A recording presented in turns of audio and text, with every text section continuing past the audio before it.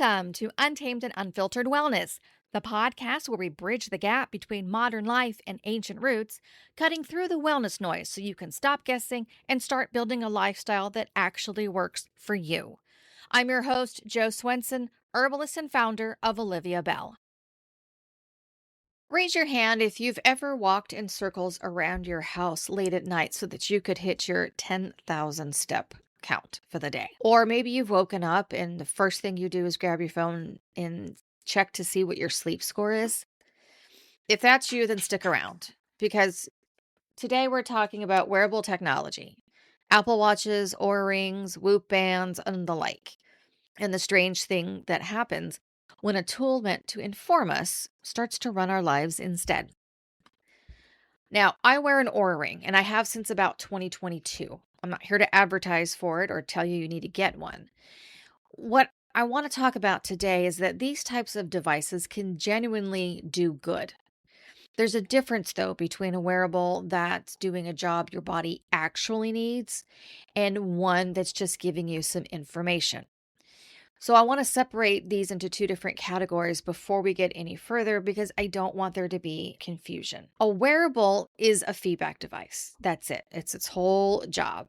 It's something you wear and it gives you some information. One category is a medical wearable, like a continuous glucose monitor or even a cardiac monitor. These wearables have a purpose, and their purpose is quite clear. A CGM gives a diabetic real-time data that they need to manage their diabetes. A cardiac monitor can catch an arrhythmia before it becomes an emergency. These are tools doing exactly what they're supposed to do, give you information tied to a real specific medical purpose. But I'm not going to talk about those today. Today's episode is about the voluntary wearables, the ones that we choose to wear. And that could be an Apple Watch, an Oura Ring, a Whoop, or any type of health tracker. They are things that track your steps, your sleep stages, your heart rate variability rate. They give you a readiness score. They tell you your stress if your temperature has gone up or down. These aren't prescribed to you from a medical doctor. These are ones that we are choosing to wear because we want a little more insight into our body and to understand what is impacting it through our lifestyle, our food, or our sleep. But here's where things go sideways. Somewhere along the way, a lot of people started treating their scores like a test. And when you spend your day checking your apps frequently, adjusting your behavior to chase the perfect, unattainable number, you start to feel anxious and then defeated when you can't get that perfect score. Researchers coined a word a few years back called orthosomnia. And that basically is describing an unhealthy obsession with getting the perfect sleep score. The point where anxiety about the score itself is starting to interfere with your actual sleep.